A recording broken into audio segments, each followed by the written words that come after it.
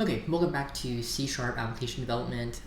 This is the last video in the server-side code module, and I really want to focus on two primary things.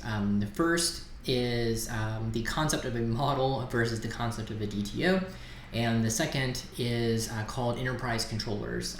And so enterprise controllers are basically an extra layer of abstraction that you can use on the server side that kind of decouples your business logic from the sort of communication code that we were using for the web API.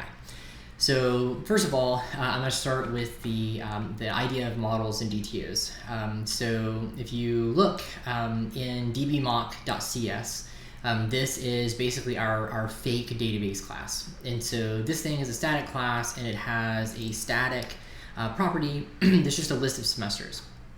And so if we look in here, we have 3 semesters, they each have an ID, and they have a name. And if you look at the implementation of this thing, in the latest version of the zip file, which I'll be uploading, I have separated the semester class into its own .cs file. And so if you go to persistence and you go to like sort of root directory there, you'll see semester.cs.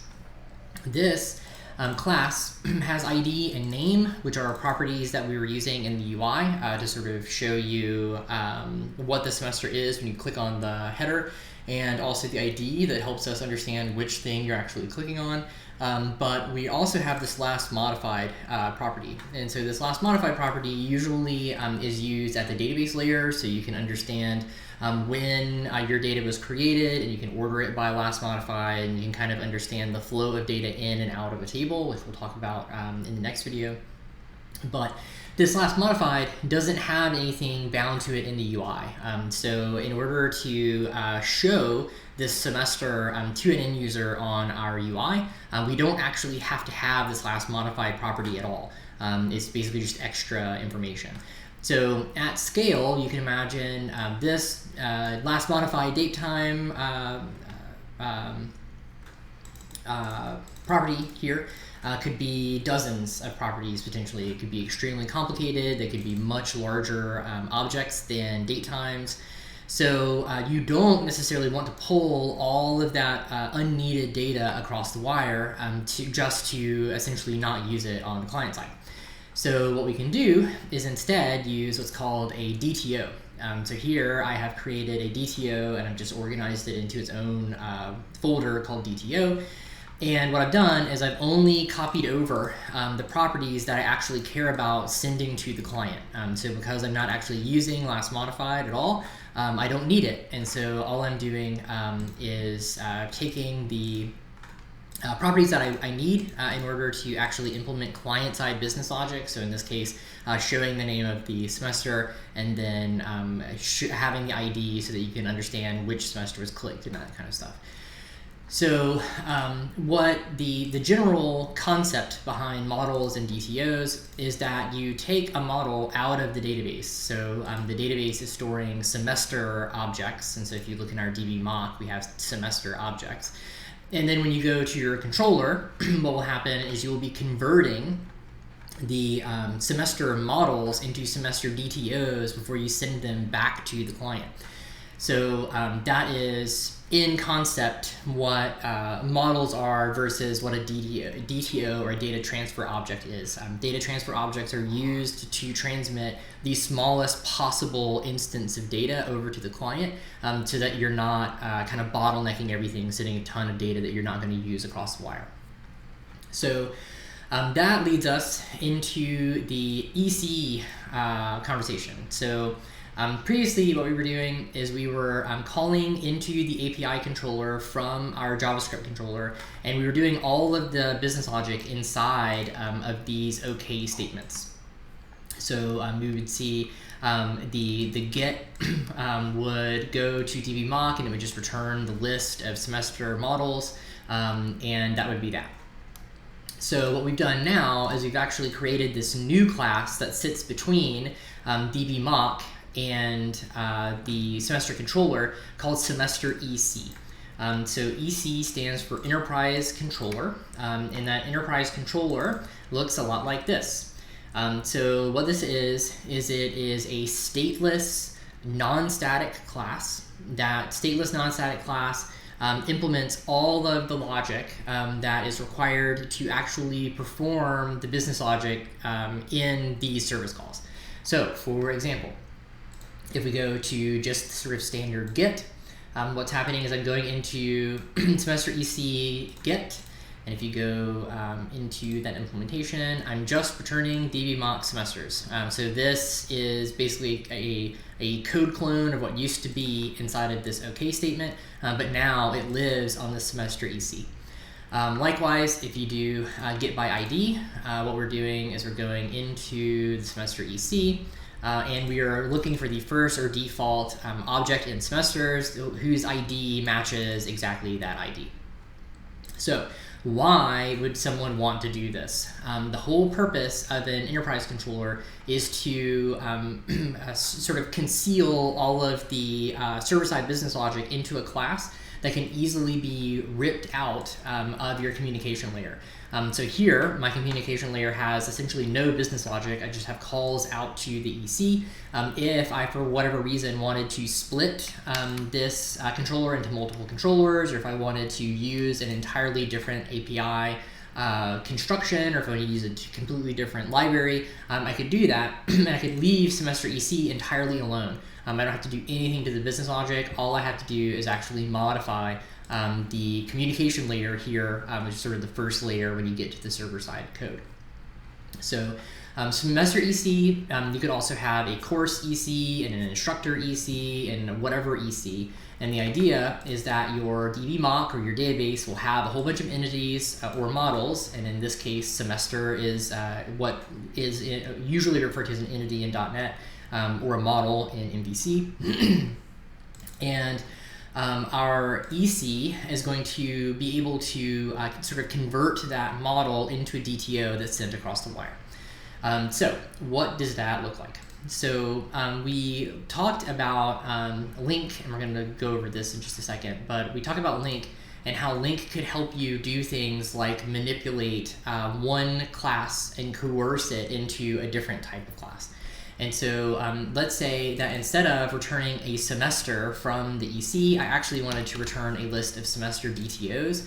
Clearly, I can't just use semester entities because there's no sort of child relationship with these objects. And you could certainly make that, but the idea is that you would have them sort of separated so that you aren't sending references and stuff like that over. You want the DTOs to be their own separate entities that don't have all of these additional properties on them. So what I can do is I can say .select. So this is a link method here. And so I can take the S and establish a lambda expression. So this lambda expression, S, is going to be an individual semester inside of this list of semesters. And I can create a new semester DTO.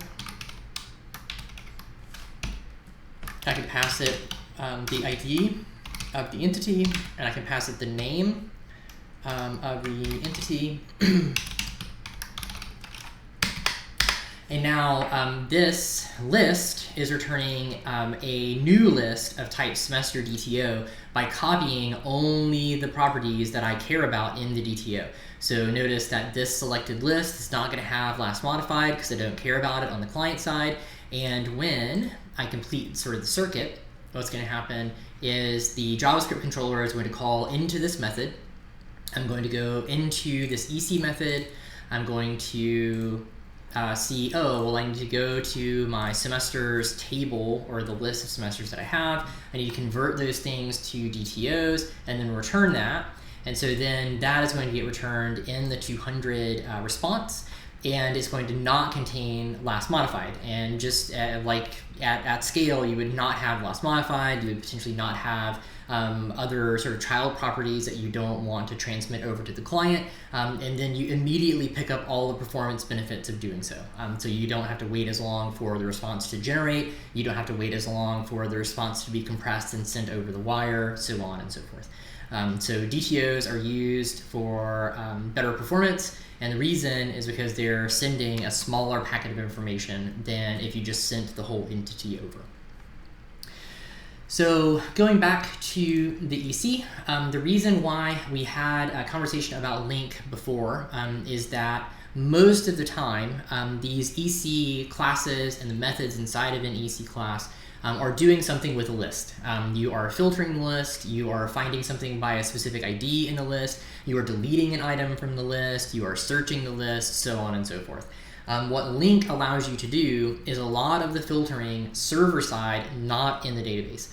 So if you imagine this DB mock eventually is going to be a bunch of tables in a database on a database server, the semester EC is going to live on a web server that's potentially not on that database server.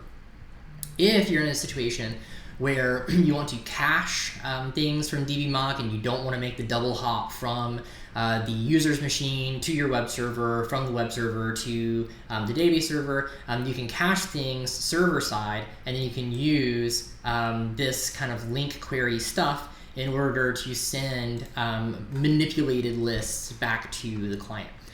So one example of that is a fairly low performance, pretty bad performance implementation of search.